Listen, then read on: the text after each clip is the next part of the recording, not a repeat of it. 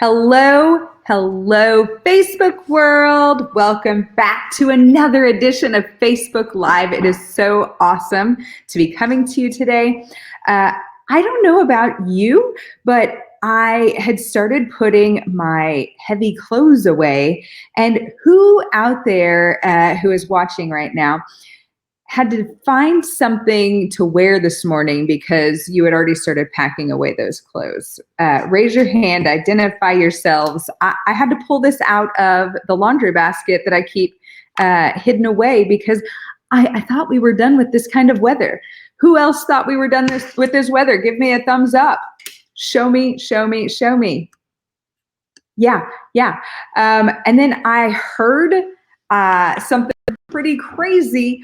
There's snow in the forecast next week. Yeah, show me those angry faces. I see you. I see you. Yes, it's so crazy. I am not ready for more winter weather. I would like to be able to pull out my short sleeve shirts and go to town. Okay, well, you know the drill. If you have been here before, and I have a feeling you have, throw me the heart emoji. Show me who's here that has been here before and show us the love right now. Throw them up.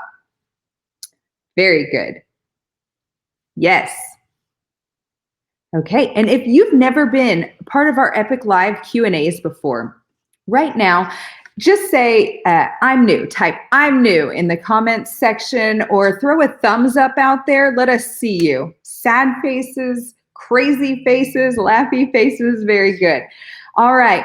Well, identify yourselves. Let me know you're here, and we will get going. But this week, we have a pretty awesome panel we're bringing to you, and we're discussing a new partnership that we've got. And so we've got Todd and Megan on the line, and they're here to tell you all about this partnership and answer your questions. So if you've got questions, put them in the box. Type them in the comments section below. But this partnership is a DHS partnership. And actually, am I wrong to call it DHS? You guys are rebranding now, right? Well, we're still okay, DHS. The whole state has taken on a new brand. Yes. Each agency has taken on that new logo. Oh my goodness. And I see you guys' emojis going crazy. Thank you. So, but this is a partnership that we've come together this year, like 2 months ago, right? And so real quick, Todd, tell me who you are and what your role in this partnership is. Well, my name is Todd Bowman, and thanks, first of all, for having me here today. I really appreciate you giving us a chance to speak with you.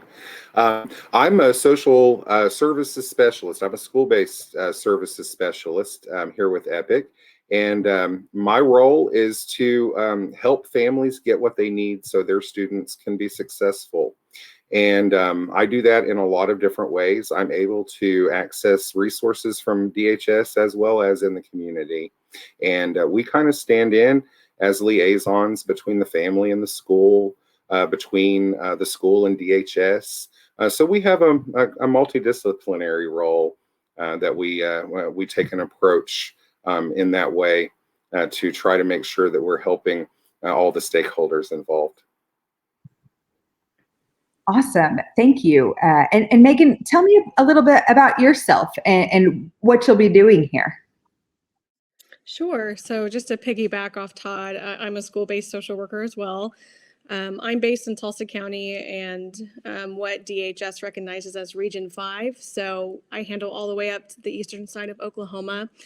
And so my role is to take requests from the EPIC teachers and staff, engage with community partners, and help connect families with resources. There are 5 other workers. So it's me, Todd, and then 3 other workers. And we do take requests from all over the state, so it's not just from our region if the request does require like a face-to-face meeting. Okay, and so I'd never heard anything like this before. This is so awesome. I've got a lot of questions, but the first one revolves around types of services, and resources is such a big word. What kind of resources do you provide to the families, Todd? Well, we can help you access services, all the traditional ones through DHS, such as SNAP, child care subsidy, medical benefits, anything you can think of that DHS provides. And then outside of that umbrella, we can help you get in touch with community resources that can help you find food, clothing, shelter. Even if a parent needed a job and that was an impediment to their child's success, we can help a parent find a job. Really, there's a very little limit to what we can help families with.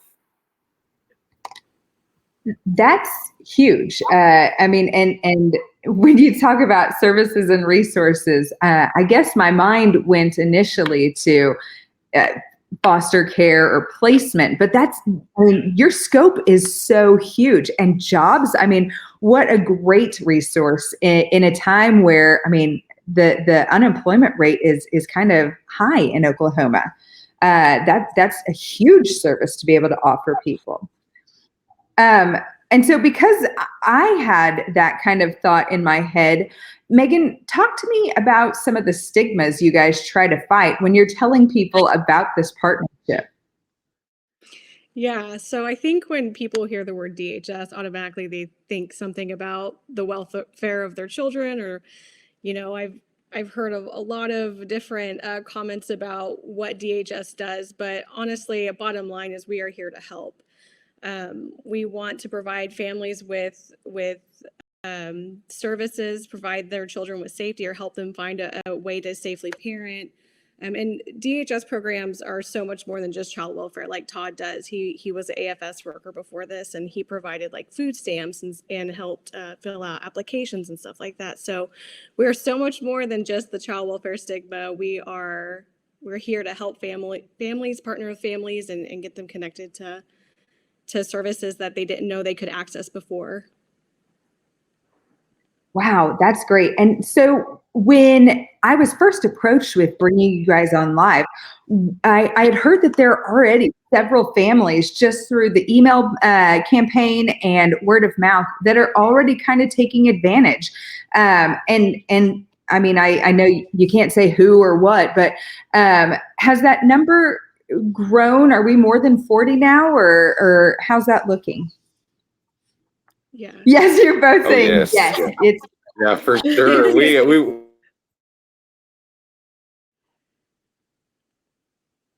Todd, were you going to say something?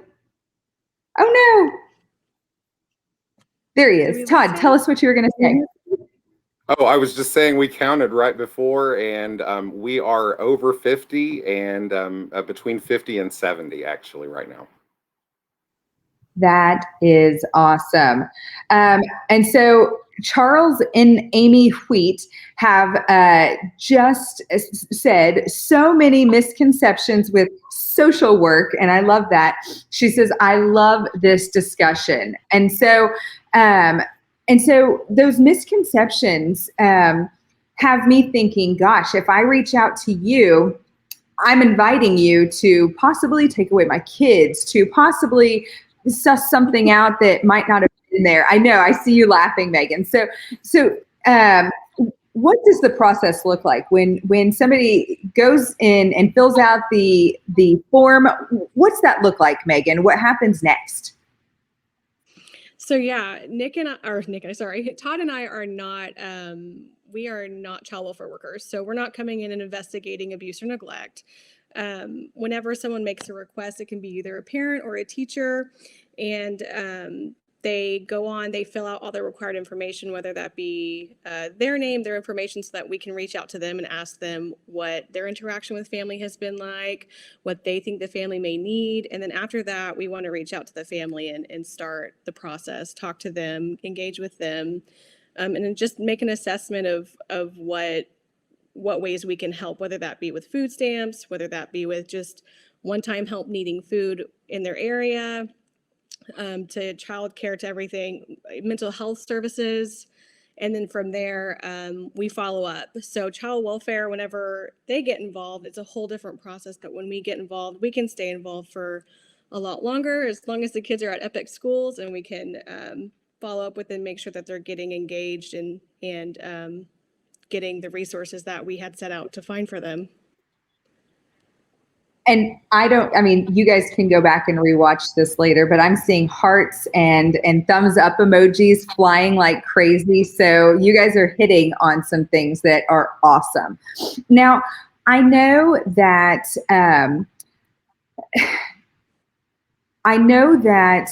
you guys have said several of the things that you do, but you're under the umbrella of child welfare, right? But you just said you're not investigators. What I guess I'm having a tough time coming up with the words here, but if somebody has filled out a child welfare check or something like that, can they come to you for follow up or things like that?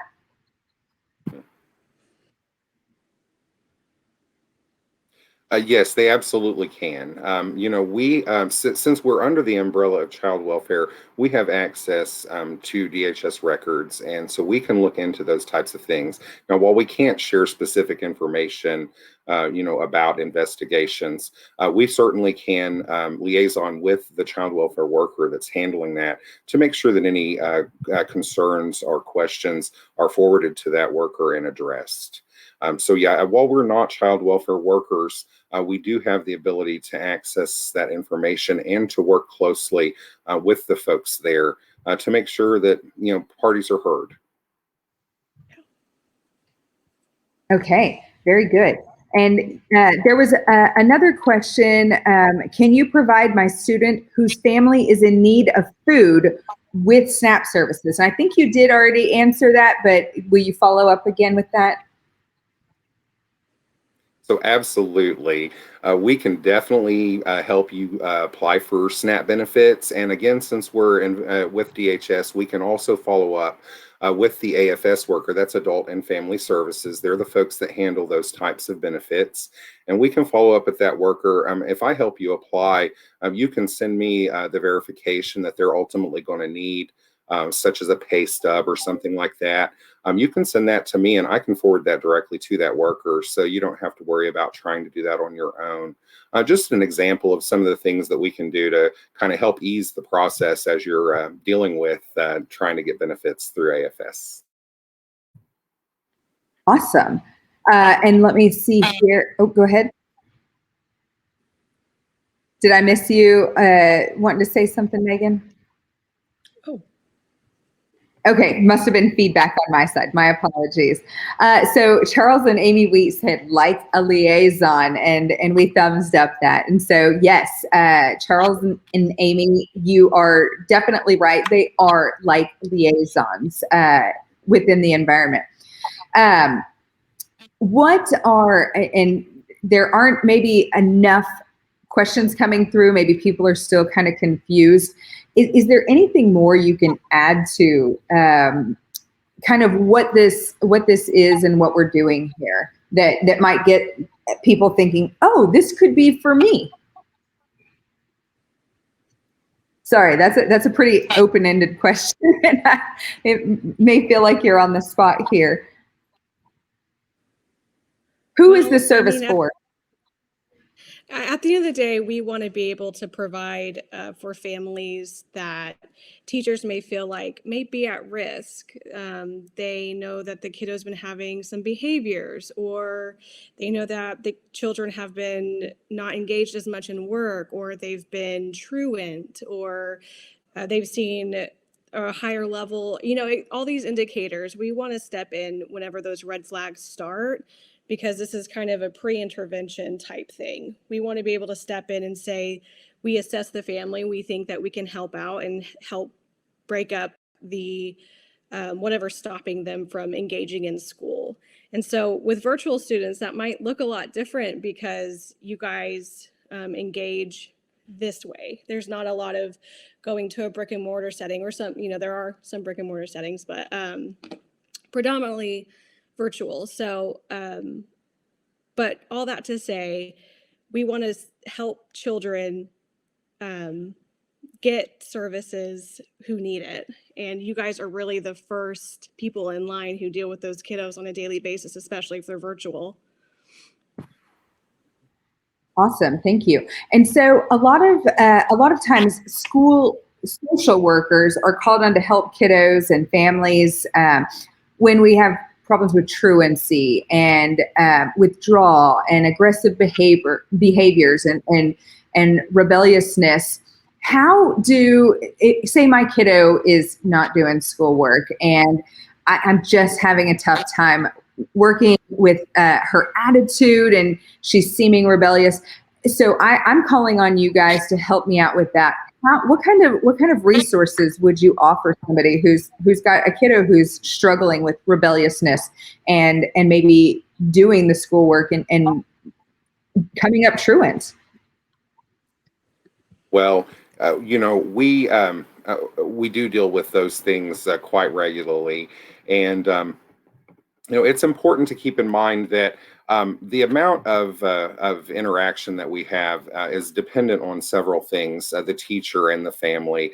What they really want.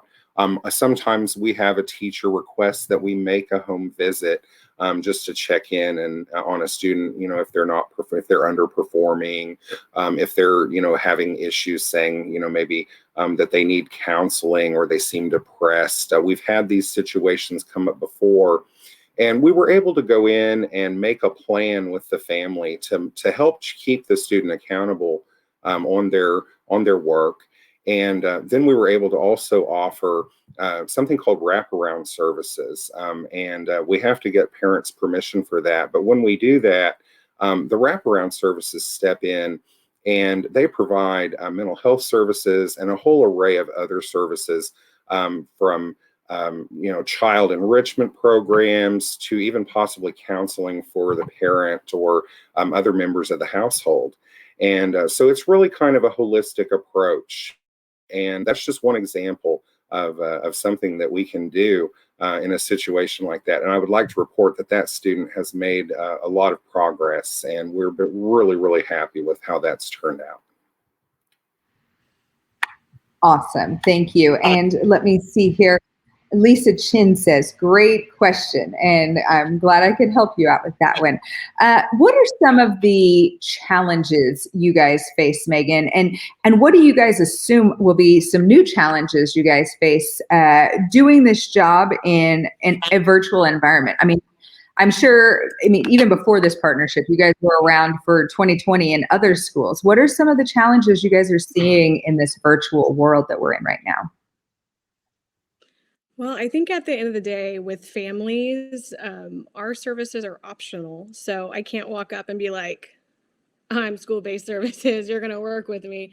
It's all about what they're willing to divulge and the information they're going to give us. So, a lot of times whenever we reach out to families, we don't hear back, we don't get responses, people are hesitant to work with us. So, kind of going back to that stigma issue again, but also, you know, Todd and I and the other workers are able to work under the veil of Epic.